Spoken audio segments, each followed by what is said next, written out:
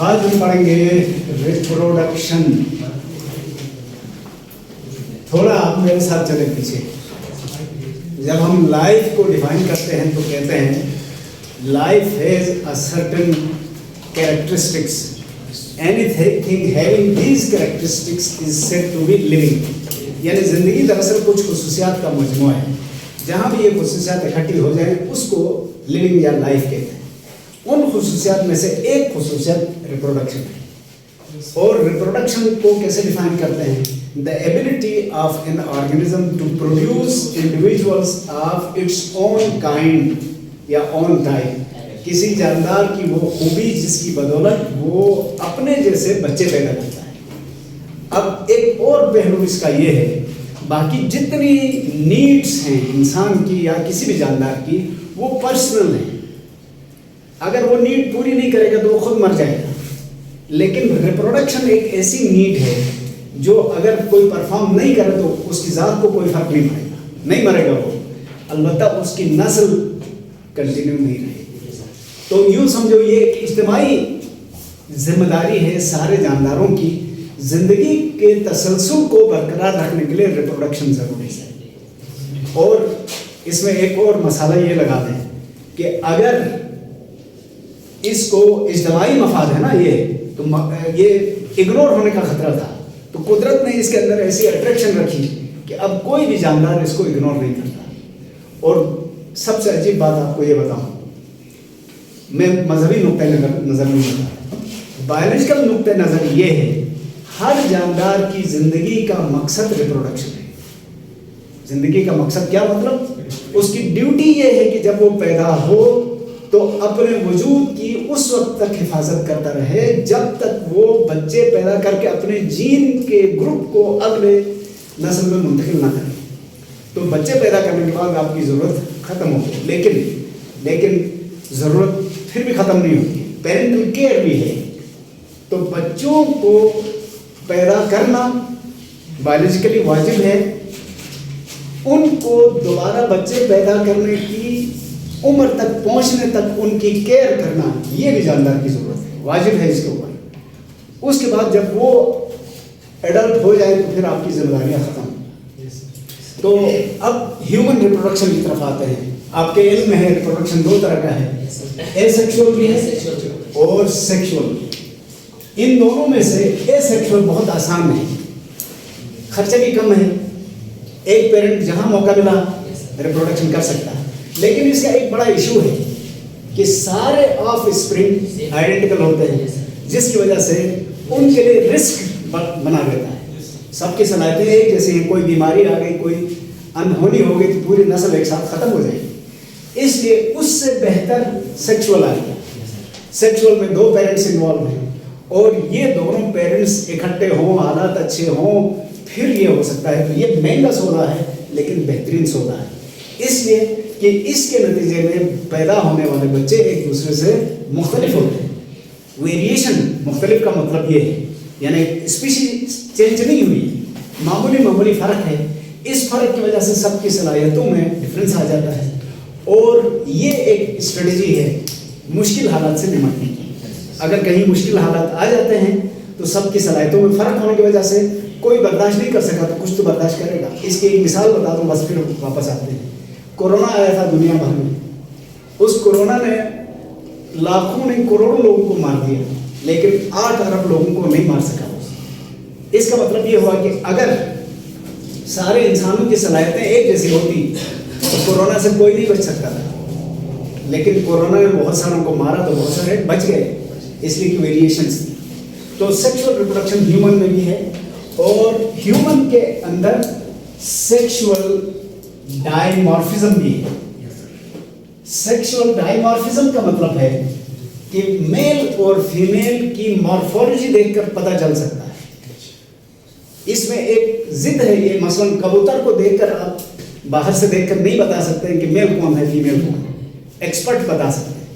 लेकिन इंसानों में अगर आपका रुख किसी और तरफ भी है तब भी आप किसी भी एंगल से देख के फ़र्क बता सकते हैं कि ये मेल है ये फीमेल है। तो जो स्पीशीज के मेल और फीमेल में इतना डिस्टिंक्शन मौजूद हो कि वो मॉर्फोलॉजी देख के ही पता चले कि कौन मेल है कौन फीमेल।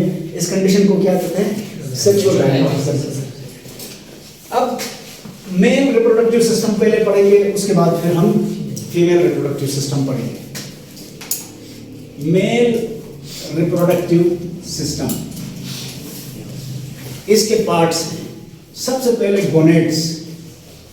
गोनेड किसे कहते हैं? Gamete producing organs. और मेल के गोनेड्स को टेस्टिस कहा जाता है। और ये टेस्टिस वन पेयर है, एक नहीं दो टेस्टिस होते हैं। दूसरे नंबर पर है दूसरा पार्ट इसका डक्ट्स। डक्ट छोटी नालियों को कहा जाता है और इन डक्ट्स की भी अक़साम है। मसलन आप सेमिनिफेरस ट्यूब्यूल से शुरू करें, सेमिनिफेरस ट्यूब्यूल्स भी हैं, साथ में एफरेंट डक्ट्स या डक्ट्यूल्स भी हैं, एपी डायडेमिस है,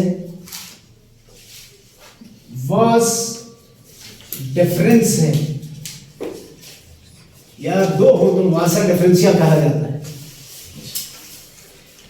इसके अलावा इसमें ग्लैंड्स भी हैं और ये ग्लैंड तरतीब के लिहाज से सबसे पहले सेमिनल वेसिकल्स है, seminal vesicles.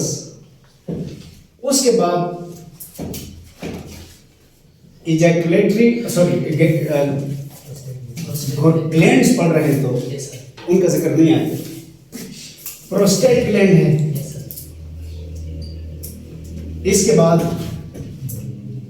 Bulbo urethral gland है, बल्बो यूरिथ्रल ग्लैंड। इसको कॉपर्स ग्लैंड भी कहा जाता है, कॉपर्स ग्लैंड। ये पुराना नाम था, आजकल बल्बो यूरिथ्रल ग्लैंड कहा जाता है।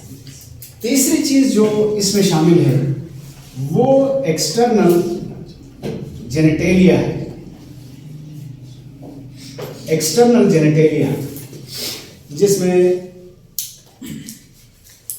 पेनिस और उसके अंदर मौजूद एक बड़ी डक्ट जिसके थ्रू यूरिया भी एक्सक्रीट किया जाता है और गैमीट्स भी ट्रांसपोर्ट किए जाते हैं। तो ये इसके पार्ट्स हैं। अच्छा, अब दो तीन यूनिक बातें जो मेल रिप्रोडक्टिव सिस्टम से रिलेटेड हैं, ओवरऑल रिप्रोडक्टिव सिस्टम से रिलेटेड हैं। तो आप फील करेंगे बच्चे के पैदा होते ही अक्सर सिस्टम फंक्शनल कंडीशन में होते हैं। डाइजेस्टिव सिस्टम भी काम कर रहा है, आंखें भी काम कर रही हैं, नर्वस सिस्टम भी काम कर रहा है, मसल्स भी काम कर रहे होते हैं। अलबत्ता रिप्रोडक्टिव सिस्टम काम नहीं कर रहे। ये दोनों रिप्रोडक्टिव सिस्टम्स एक्टिव हो जाते हैं एट प्यूबर्टी, बुलोगत के बाद एक्टिव होते हैं। दूसरा, मेल का रिप्रोडक्टिव सिस्टम एक दफा एक्टिव होने के बाद मरने तक ये एक्टिव ही रहता है, इसमें स्टॉप नहीं आता। जबकि फीमेल रिप्रोडक्टिव सिस्टम प्यूबर्टी पर एक्टिव होने के बाद मंथली उसमें चेंजेस आते हैं।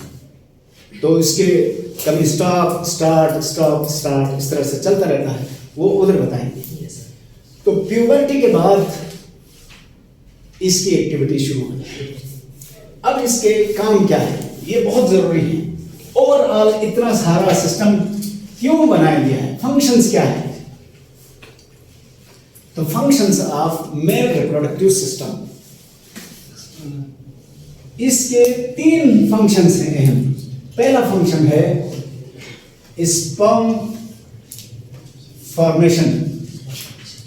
इसके लिए टर्म क्या इस्तेमाल होती है? स्पर्मेटोजेनेसिस, स्पर्मेटोजेनेसिस करना है। दूसरा काम क्या है?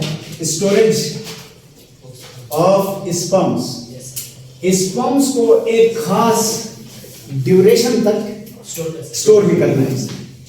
और तीसरा काम क्या है? Transfer of sperms or gametes, यानी गैमीट बनाना भी इसका काम है, गैमीट को स्टोर करना भी इसका काम है, गैमीट को ट्रांसफर करना भी इसका काम है। तो तीन काम आप याद रखिए, ठीक है?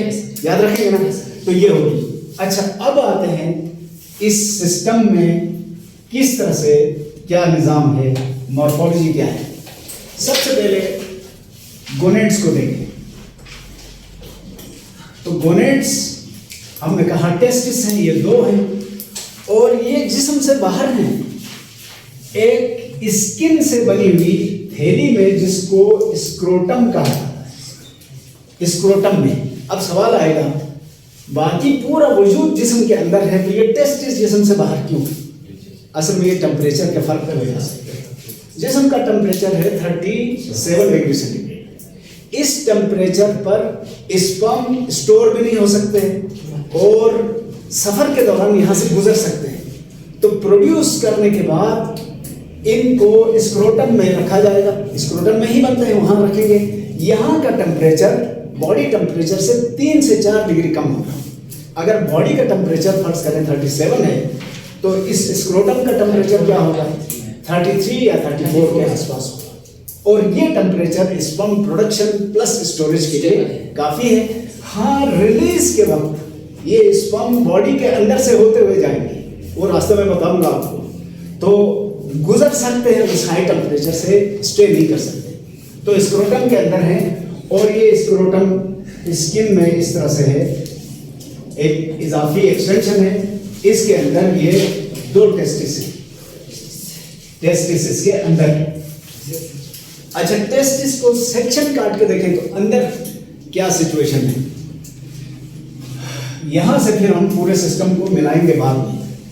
टेस्टिस टाइटली पैक्ड एक सिलसिला है। अगर हम सेक्शन काट के देखते हैं तो उसके अंदर इस तरह के चेंबर्स बने हैं। ये चेंबर्स लोब्यूल्स या लोब्स के नाम हैं, जिनकी तादाद सैकड़ों में है। गालिबन अगर मैं भूल नहीं गया हूं तो 200 से भी ज्यादा होते हैं। और इनमें से हर चेंबर के अंदर tightly coiled, highly coiled and tightly packed seminiferous tubules होती हैं एक चेंबर के अंदर, जिनकी तादाद 10-12 के करीब हो सकती है। अच्छा, इसको थोड़ा सा हम बाहर निकाल के देखें तो ये इस तरह से हाईली क्वाइल्ड और हाईली पैक्ड स्ट्रक्चर है।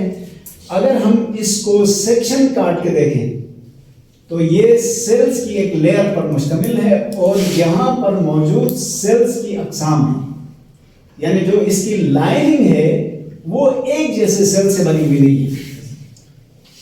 इसमें कम से कम 3 तरह के सेल्स हैं। एक टाइप के सेल्स वो होंगे जिनको हम कहेंगे स्पर्मेटोगोनिया। एक को गोनियम कहते हैं, एक से ज्यादा को स्पर्मेटोगोनिया कहते हैं। ये एक तरह के स्टेम सेल्स हैं, डिवाइड हो सकते हैं। और यहां कौन सी डिवीजन होगी? मियोसिस। वो बताऊंगा आगे कि इससे स्पर्म कैसे बनता है। दूसरी टाइप के सेल्स हैं जिनको कहा जाता है सर्टोलाई। सर्टोलाई हार्मोन सिक्रेट करते हैं जिससे इस स्पर्मेटोजेनेसिस की एक्टिविटी को रेगुलेट किया जा सकता है। इनहिबिशन प्लस स्टिमुलेशन, ये इनहिबिट करने वाले हार्मोन रिलीज करते हैं, इनहिबिन। तीसरे हैं लेडिक सेल्स। लेडिक सेल्स ये हार्मोन, एक और हार्मोन सिक्रेट करेंगे जो टेस्टोस्टेरोन कहलाता है। टेस्टोस्टेरोन स्पर्मेटोगोनिया को स्पर्मेटोजेनेसिस पर उकसाता है। इनहिबिन स्पर्मेटोगोनिया को रोकता है, यानी कब स्पर्म प्रोड्यूस हो कब रिलीज हो उसका फैसला इसी के आसपास से होता है। अच्छा, इसके अंदर जो ल्यूमन है वो ल्यूमन अंदर यूं बना हुआ है। मैं इसको थोड़ा बड़ा करता हूं, ये इस तरह से है। तो पहली लाइन, एक लाइन जरूरी नहीं है, कई लाइनें वो होंगी जिसमें ये स्पर्मेटोगोनियम माइटोसिस के जरिए डिवाइड होकर यहां अलग हुए हैं उस लाइन से। यहां तो एक दूसरे के साथ जुड़े हुए थे ना, अलग होने वाली लाइन। इससे अगले मरहले पर हम समझने के लिए कह सकते हैं डबल लाइन है। ये मियोसिस 1 की प्रोडक्ट है, मियोसिस 1 हुई है उसकी प्रोडक्ट है। और उससे अंदर फिर 4 सेल्स की लाइन है, ये मियोसिस 2 के बाद की प्रोडक्ट्स हैं। और इनको हम क्या कहते हैं? स्पर्मेटिड्स कहते हैं। और फिर सेंटर में मैच्योर स्पर्म्स मौजूद हैं, मोटाइल स्पर्म्स जिनको स्पर्मेटोगोनिया कहा जाता है, आई एम सॉरी स्पर्मेटिड्स कहते हैं। तो इसका मतलब ये जो पूरी सेमिनिफेरस ट्यूब्यूल्स है ये हमेशा भरी रहती है। चिपके हुए सेल तो ये 3 तरह के होते हैं। इससे जस्ट अंदर कौन से हैं? मियोसिस के लिए तैयार सेल्स, डिप्लॉयड सेल्स, उसके अंदर मियोसिस 1 के प्रोडक्ट, उसके अंदर मियोसिस 2 के प्रोडक्ट, और सबसे सेंटर में मैच्योर स्पर्म्स जिनको हम स्पर्मेटोजोआ कहते हैं। अच्छा, इसके बाद क्या होता है? इन सारे लोब्यूल्स के अंदर जो सेमिनिफेरस ट्यूब्यूल्स थी वो इकट्ठी होती हैं तो एक नेटवर्क बन जाता है इधर। इस नेटवर्क को कहते हैं रेटिटेस्टिस, रेटी नेटवर्क को कहते हैं, यानी टेस्टिस का नेटवर्क। हुआ क्या है, यहां जो स्पर्म बनेंगे वो इधर आएंगे, यहां आने के बाद फिर इधर से चंद छोटी छोटी डक्ट्स बाहर निकलती हैं। यूं समझो इन्होंने सबने अपना मटेरियल इधर भेजा, इन्होंने इधर भेजा, ये कहलाती हैं इफरेंट डक्ट्यूल्स, इफरेंट डक्ट्यूल्स कहते हैं।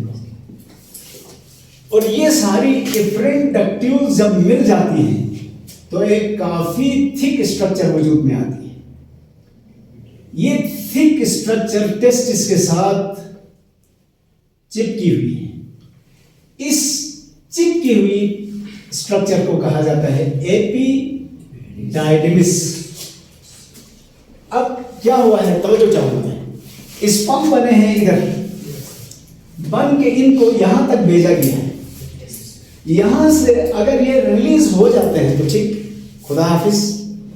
अगर रिलीज नहीं होते हैं तो 3-4 दिन तक ये सरवाइव करेंगे, उसके बाद ये डिजनरेट हो जाएंगे। डिजनरेट होकर किसी मटेरियल को दोबारा स्पर्मेटोगोनिया या इस सेमिनिफेरस ट्यूब्यूल के सेल्स में तब्दील किया जाएगा। तो इसका मतलब ये जाया नहीं, प्रोड्यूस करके रेडी टू गो यहां रखा गया है।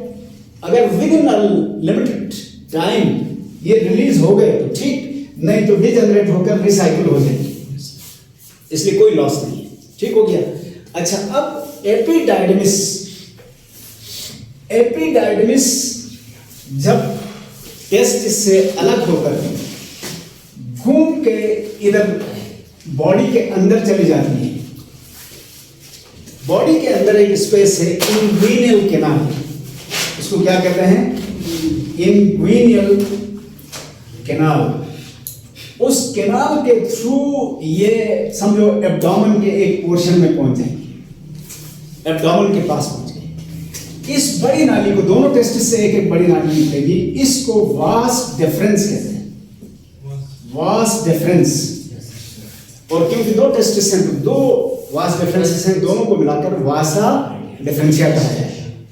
वो डिफरेंशिया, वासा डिफरेंशिया इंग्विनल कैनाल के थ्रू जब एब्डोमेन के लोअर एब्डोमेन में पहुंच गई तो वहां हमारा जो यूरिनरी ब्लैडर है वो इस तरह से मौजूद है, और यूरिनरी ब्लैडर में दोनों किडनी से यूरिथ्रा आकर ओपन हो गई, या तो इसके आगे से गुजरती है, मैंने इधर साइड पे दिखाया, वरना समझो कि ये इसके आगे से गुजरती है, एक पीछे से गुजरती है। गुजर के जो ही मुड़ती है तो इसका वास्ता सबसे पहले वाले ग्लैंड से पड़ता है, जिसको हम क्या कहते थे? Seminal vesicle. सेमिनल वेसिकल इसको कवर करता है। इससे जो ही ये आगे बढ़ती है सेमिनल वेसिकल से, तो अब इसका नाम चेंज हो गया। अभी तक ये क्या थी? Vas deferens. अब इसको कहा जाता है इजैकुलेटरी डक्ट, इजैकुलेटरी डक्ट कहते हैं।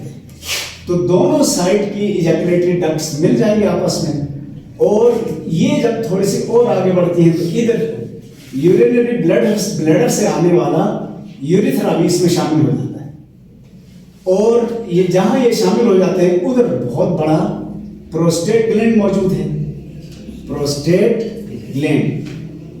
इस प्रोस्टेट ग्लैंड की सिक्रीशन को लेकर थोड़ा सा और आगे बढ़ते हैं तो इसके गिर्द ये चिपका हुआ है आपका bulbo urethral gland, bulbo urethral gland. और अब बल्बो यूरिथ्रल ग्लैंड जब थोड़ा सा और आगे बढ़ता है तो ये एक मसल्स की बनी हुई बड़ी सी स्ट्रक्चर के बीच में से गुजर के बाहर आ जाता है और इसके गिर्द जो मस्कुलर स्ट्रक्चर है उसको कहा जाता है पेनिस, और ये पेनिस के थ्रू बाहर ओपन होता है। पेनिस के अंदर पीनिस भी पढ़ते हैं, बार आपकी मर्जी। पेनिस के अंदर एक तो मसल से बंडल है, दूसरा इसमें खून की बड़ी बड़ी नालियां हैं। ये खून की नालियां जब खून से भर दी जाती हैं तो ये फिर इरेक्टेड कंडीशन में आ जाता है। इरेक्शन मीन्स ये टाइट हो जाता है। फिर यहां से चले हुए वो सारे मटेरियल को आगे ट्रांसफर किया जाता है। इस ट्रांसफर होने के अमल को इजैकुलेशन कहा जाता है। एक इजैकुलेशन में 5 ml मटेरियल होता है। इस 5 ml मटेरियल में 10% स्पॉन्स होते हैं और 90% सिक्रीशन से। किसकी सिक्रीशन? इन 3 ग्लैंड्स। इसमें सबसे आगे वाला जो बल्बो यूरिथ्रल ग्लैंड है उससे एक लुब्रिकेंट निकलता है। लुब्रिकेंट क्या है? स्लिपरी मटेरियल है जो यहां से पहले गुजरेगा तो यूरिथ्रल जो ल्यूमन है उसको ये स्मूथ बनाएगा ताकि पीछे से आने वाले स्पर्म्स आसानी से यहां से गुजर सकते हैं। जबकि प्रोस्टेट ग्लैंड और सेमिनल वेसिकल्स इनकी सिक्रीशंस में लिक्विड मटेरियल भी है और स्पर्म्स के लिए खुराक भी है, हार्मोन्स भी हैं, एंजाइम्स भी हैं। तो ये एक रिच मटेरियल है। उन सब को मिलाकर एक नाम दिया जाता है जिसको सीमेन कहते हैं। सीमेन सिक्रीट होता है। इस सीमेन के अंदर फिर मैंने आपसे कहा 10% स्पर्म्स हैं और 90% सिक्रीशन। अच्छा, ये 10% तो इस 5 ml का पार्ट है ना, लेकिन स्पर्म कितने हैं? एक इंसान में कम से कम एक वक्त में 22 मिलियन, ये मुख्तलिफ फिगर्स हैं, आप देख सकते हैं। 22 मिलियन से कम हो गए तो वो फर्टाइल नहीं होता, वो मर्द, यानी उसमें चांसेस ऑफ फर्टिलाइजेशन कम हो जाते हैं। 22 मिलियन से बढ़कर ये 4 मिलियन तक, 400 मिलियन तक या 40 मिलियन भी कहते हैं। बहरहाल इसमें कंफ्यूजन है मुख्तलिफ किताबों में, तो आप एग्जैक्ट फिगर अपनी बुक वाली नोट करेंगे। तो अगर इतने सारे हो गए तो फिर चांसेस ऑफ फर्टिलाइजेशन बेहतर होते हैं, अदरवाइज ये फर्टिलाइजेशन के चांस कम हो जाते हैं। तो ये मैंने आपको सिंपल सा बताने की कोशिश की। डायग्राम इधर कोई अच्छी नहीं बनी, उलझन का शिकार हो गए। बस आप खुद प्रैक्टिस करें, इनको अलग करके बनाएं, उनको अलग करें, जहाँ से मिलते हैं वो आप ठीक हो गया, काफ़ी है इसके लिए।